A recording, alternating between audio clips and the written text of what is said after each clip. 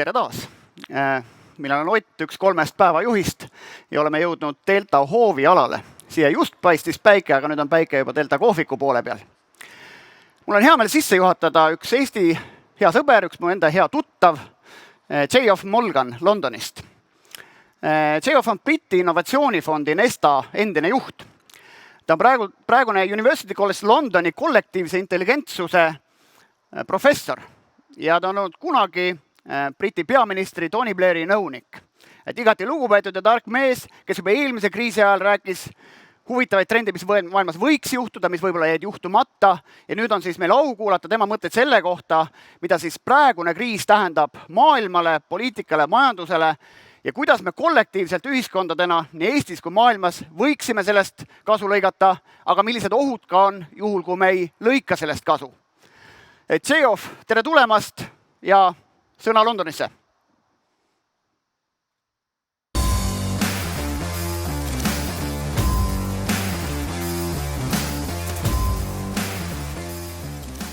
So, hello, it's very good to be joining you all from London as we all across the world are now thinking about the crisis we're in, what can be done with it. And I want to particularly talk about how we can make this a useful crisis, one which creates new possibilities, new opportunities, rather than just one where we see all the negatives, the threats, and the constraints.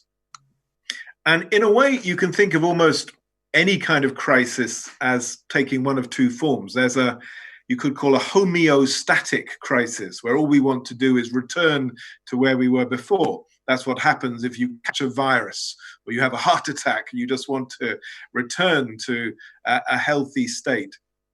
But in societies and economies, and I think sometimes in individual human beings, there are also crises which we want to be more transformative, which bounce us forward into something new and better. And some life crises are like that, and some big societal crises are as well.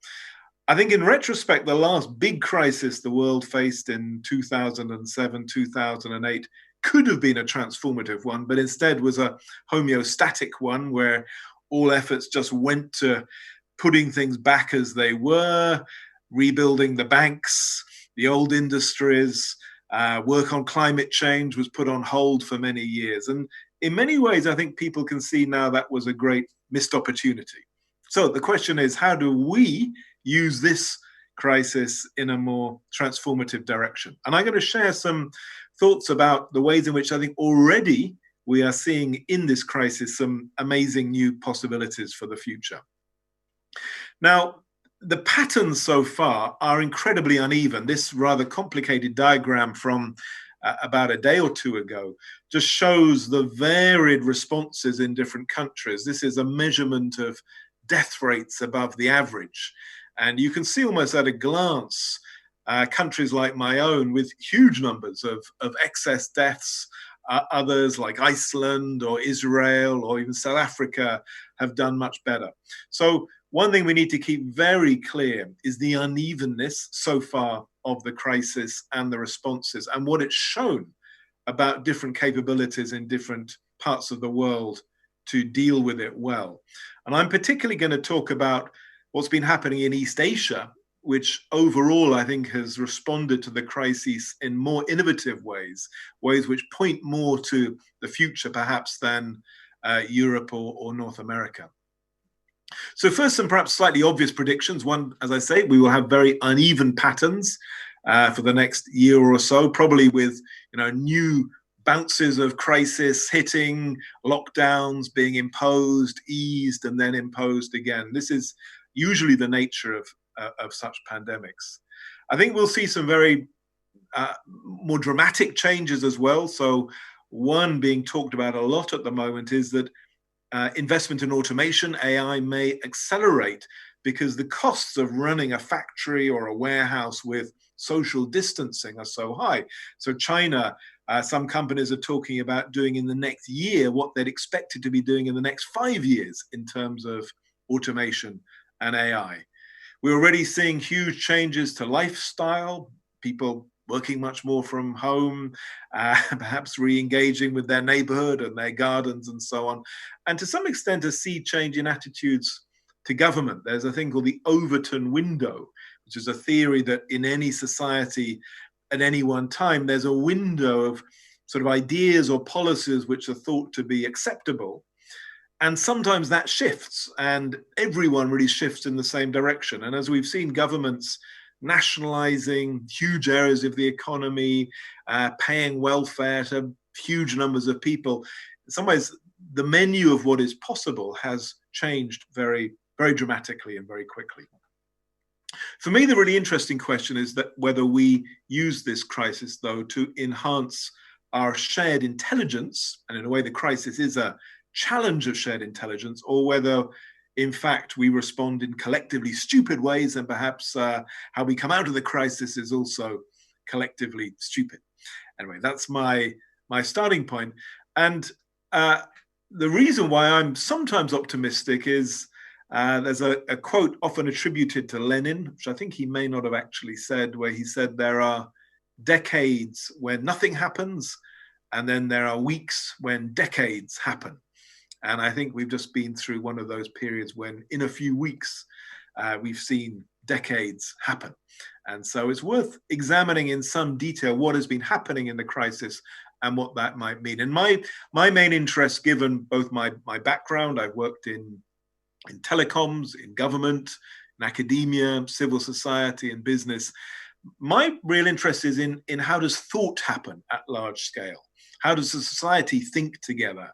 How do we learn faster together? And this has been an extraordinary accelerator of abilities to think better, at least in some countries. Now, that's partly been prompted by this return to big government, certainly in France or the UK, or in different ways in US, that is to say, the state being brought much more to the center of things than perhaps was the case a few years ago. Though, of course, this did happen in the financial crisis as well, when the state had to intervene very fast on a huge scale to stop a complete collapse of the economy. Now, that hasn't always been inspiring. We've had some leaders with slightly eccentric proposals about how to solve the crisis, like using disinfectant or shining lights inside the body. There is one African leader who's actually been selling a herbal remedy which he believes can eliminate coronavirus. But many other leaders have risen very well to the crisis.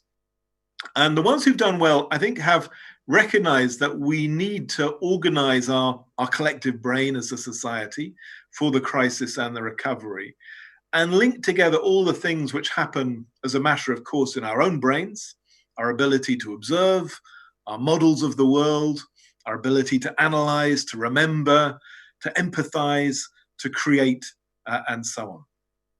And what we've seen in this crisis is an extraordinary sort of innovation around each of these, which I think has important pointers for what may lie the other side of the crisis. Now, the obvious bit of this is just governments in their control rooms. This is a picture of the one in the UK government where, you know, the Prime Minister sits with officials and ministers trying to make decisions. That's in some ways the classic picture of the state as a brain. But in some ways, the more interesting things have been happening on the edges of that. So, for example, much more use of modeling. This is a picture of the key modeling done by a UK university, which persuaded the government to completely change its policy because it was clear we were on track to a death toll of maybe 500,000, an equivalent in the US, 2 million people would die. And we're seeing this much more explicit use of now competing models and much more scrutiny of the underlying assumptions, equations, data inputs in a much more intelligent way than I've ever seen before. And it's interesting, a lot of economic modeling has rather lost its confidence, but more generally, we're seeing a sort of live expert debate about the role of models in helping to make decisions and the importance of being skeptical and critical of those models. We're seeing a huge amount happening around data. This is a screenshot from the city of Seoul, where I work quite closely with the mayor there. And Seoul has been, along with South Korea in general, perhaps the model of a country which has been very, very aggressive in pulling together different kinds of data from mobile phones, data from credit cards, to spot who had been infected, who had been in contact with anyone else who had been infected, using that then to manage quarantines. And as you can see at the beginning of earlier this month, Seoul, a city of 11 million people, had only had 2 deaths, even though it was one of the first places to be hit by the outbreak. And it's done this very transparently. Its mayor is a man from a civil society background. It's very smart technology, very transparent, very open, very fast, and almost a model of how government can work in smart ways in the future.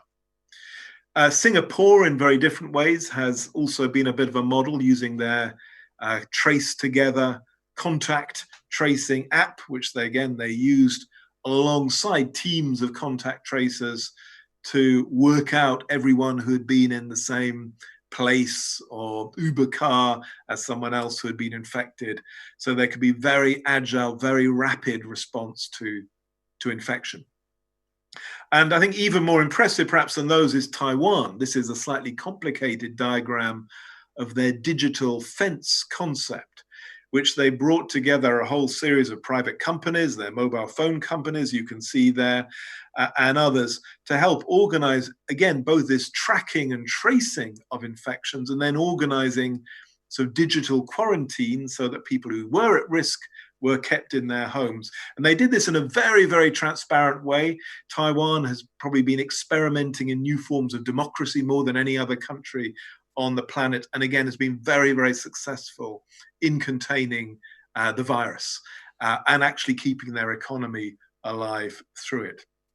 So I think all of these countries have performed probably better than Europe, and have done so by combining very smart technology, orchestration of intelligence, plus though transparency and openness as well.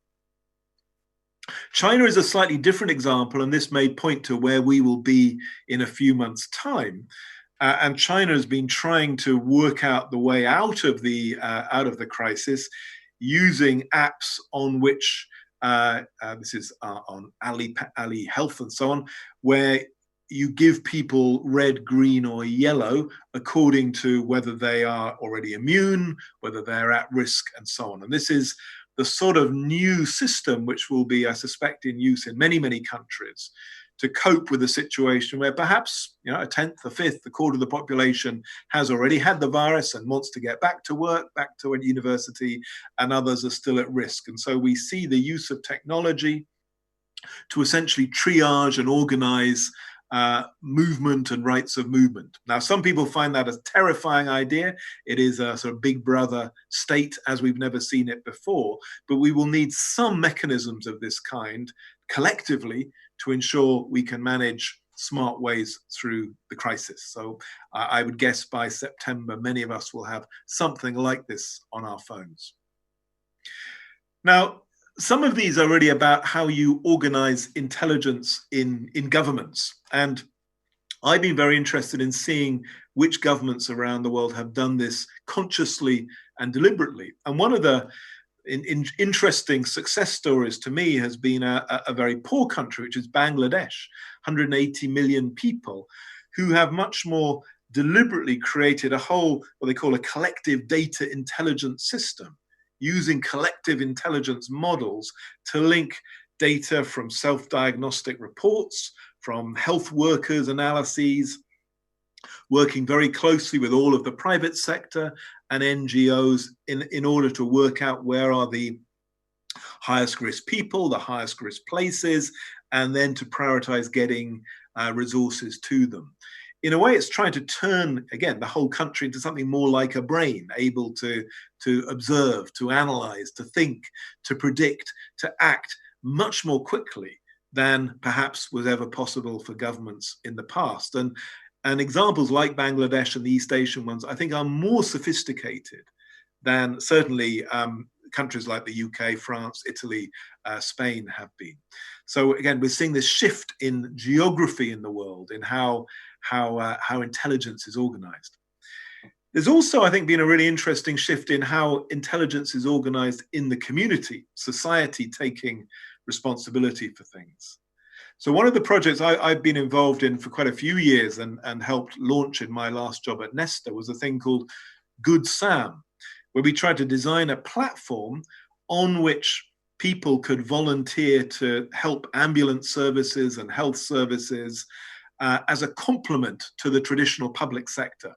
And the Good Sam app was mainly to ensure that if you had a heart attack, quickly, when you phone the ambulance at the same time, it would find a volunteer close to you who would help you out, get you to a defibrillator quicker than the ambulance could do. And that's worked really well. This same platform has now been used here to mobilize 750,000 people as volunteers into the health service. And it's a new model of using platform technology to mobilize really the brain power, the passion, the commitment of huge numbers of people to help solve a shared problem. And again, using very smart technology with all sorts of video and audio tools and tools to check blood pressure and so on. So a kind of different vision of society, community working with government. There are many others we're seeing as well. This is one example of many using platform technologies to organize circles of support around isolated older people. So there's coordination of who is visiting, who's providing food or fixing things for them. In a way, it's amazing how slow the tech world has been to use its technologies to do this sort of stuff. Well, this crisis has achieved in 2 months what many of us struggle to get to happen in 20 years. And we're seeing all sorts of clever uses of SMS, for example, like Frontline, which allows huge numbers of people to use SMS to do joint problem solving, and quite complicated sort of tech hybrids.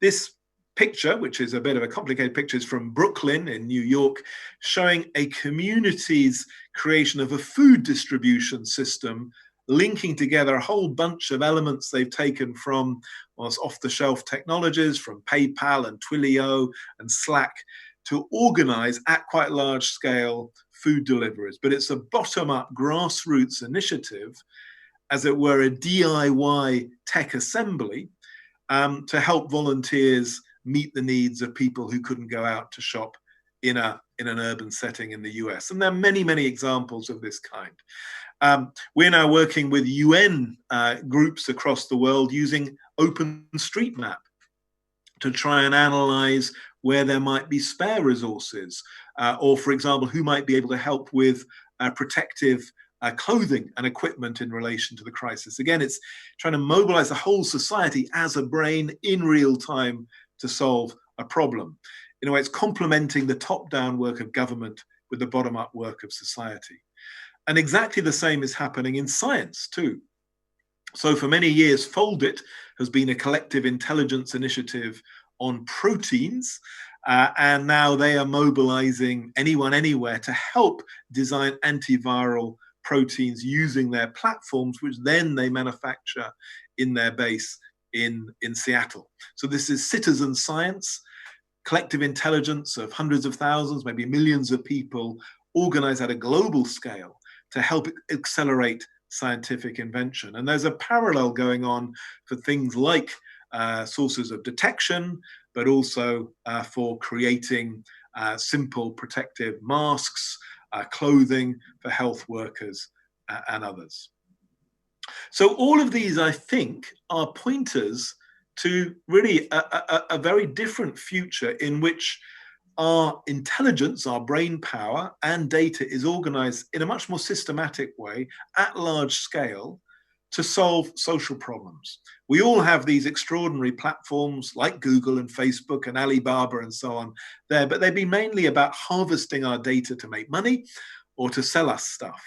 Now, similar ideas are being used to achieve dramatic gains in health, but at the same time, I think rebuilding horizontal community connections and strengthening neighborhoods and tapping into into goodwill.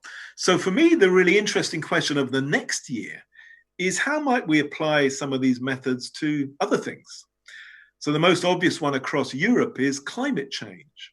Imagine if we had similar kind of intelligence assemblies doing for climate change what has been doing for COVID.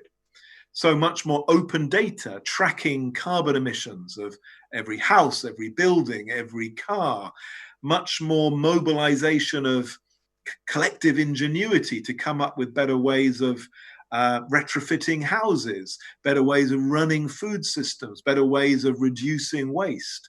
What if we could have that same kind of collection of data, use of AI and algorithms, but also human intelligence to get us much faster to net zero? And I think there are other fields where exactly the same is the case. There's overhauling our political system. So they use 21st century tools. I mentioned Taiwan, which is doing this already very fast.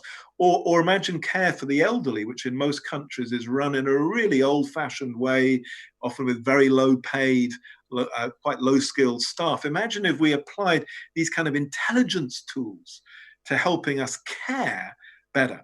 Again, applying as much ingenuity and imagination and technology to that as has been directed to selling you a pizza or getting you a recommendation for Netflix. I think that's where we're going to turn, I hope, in the year or two after this crisis, to realize we actually have sitting around us these extraordinary new tools, but often we've been using them for slightly trivial purposes and not for the things which really matter most. So for me, that's what gets exciting.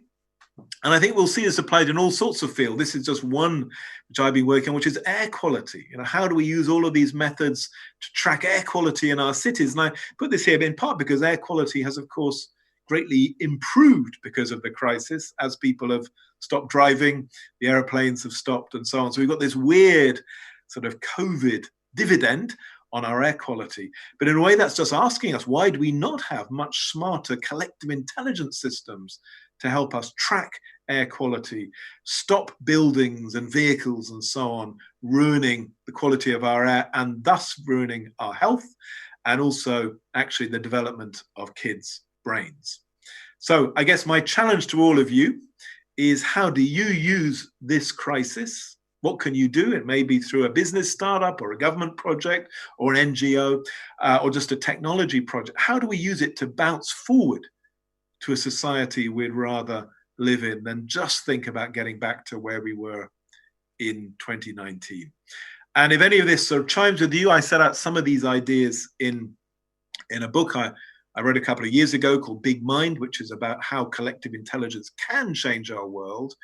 What's been exciting for me this year is that the kind of assemblies I've been talking about, this kind of picture you see there, things which link the data, the predictions, the analysis, the creativity, the memory into action and learning.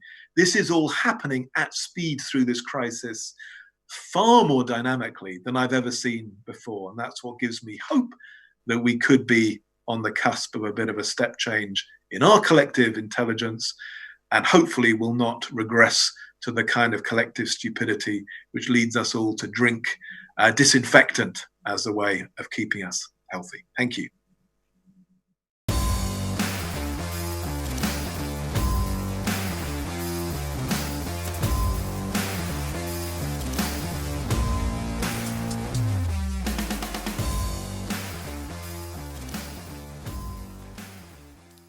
Hello, Geoff. Hello, London. Can you hear us? I can, yeah. Yeah, good to be with you. Okay.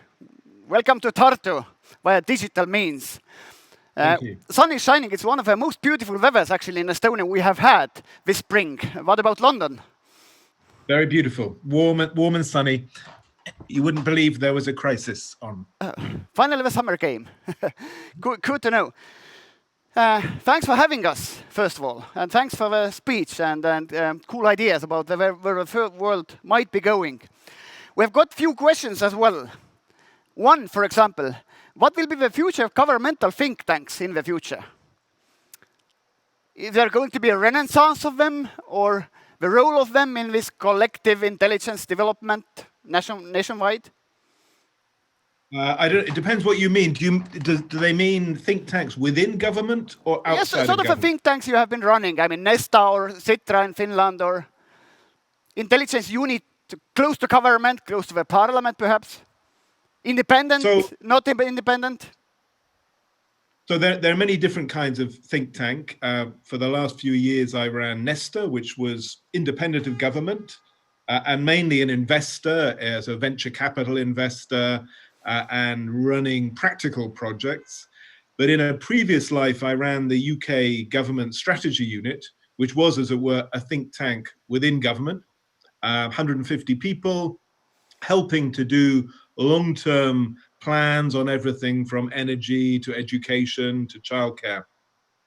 And one of the things we did, which has been very much in sight in the last few months, was prepare risk management for the whole country. How could you ensure the country was ready for a financial crash, a pandemic, an internet collapse? And we had actually quite detailed ways of doing that, which worked pretty well for a few years. One of the sad things in the last 10 years is most of that decayed in the UK because of cuts.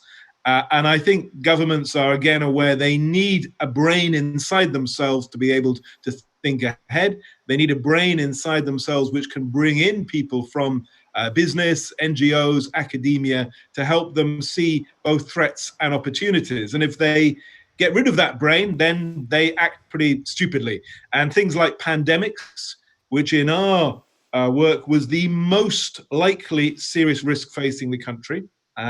It's in a way, it's amazing how badly some governments were prepared for a highly predictable risk. So that is just one justification for having a good think tank within a government. Thanks. Geoff, now you're working for academia, and we're here also in the Delta Center, which is Interdisciplinary Study and Research and Innovation Center.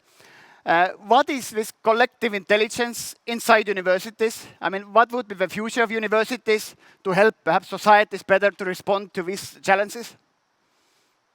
So I think there are two really interesting ways of thinking about what universities could become.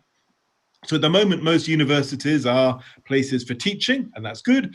And they're places which do research which interests the academics. I think we're going to see more and more universities doing two things. On the one hand, asking how they can use their brain power, their computers and so on, to help solve the really pressing problems of the society around them. My university, UCL, through this crisis, has had teams working on new kind of equipment, new kind of air pumps, new kind of vaccines, new kind of apps. It's really been plugged in to the attempts to solve the crisis. And the government chief scientist here is from University College London, UCL. And there are many other ways you could take that, where as a matter of course, undergraduates, graduates, researchers are, at least as part of their work, working on real life problem solving on the frontiers of science or the frontiers of society. And there are many universities around the world doing some of what I've called in the past challenge-based work, where everything is driven by questions more than being stuck by disciplinary answers. But I think there's also a second change we may see, which is in many ways even more interesting. So in many fields like science, collective intelligence methods are now being used to bring in thousands, if not millions of people to help the job of science. Galaxy Zoo has 1 million people searching out new stars in astronomy.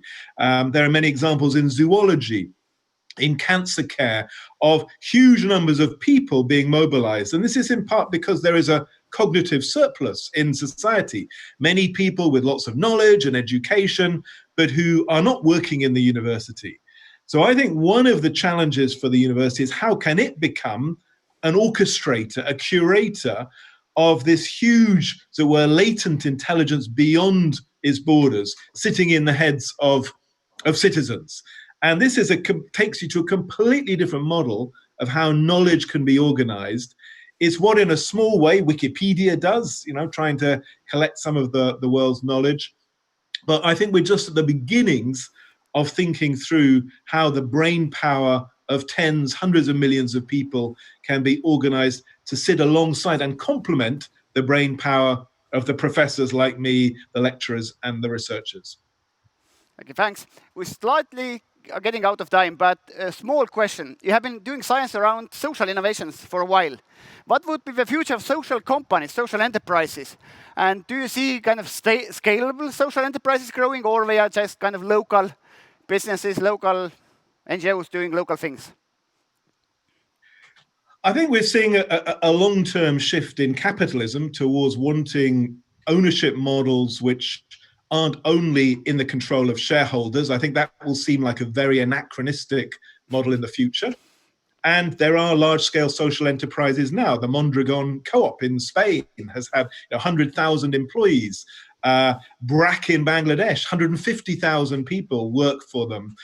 And the B Corp movement is making many private companies shift to become more like social enterprises.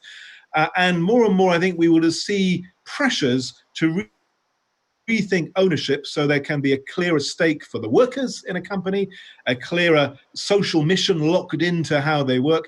And these will take hundreds of different forms. There won't be a single way of running a social enterprise. And many of those forms, I think, will be able to achieve pretty large scale. Okay, thanks a lot, Geoff. Thanks for coming to our Trends Day and sharing your thoughts with us. We have been running out of time. I hope we will have a nice sunny week and month in London as well. It won't be the last sunny day we have had this year here in Tartu and here in London. And thanks again. And thank you. Big applause from my side. Okay, Thanks a lot. Thank you.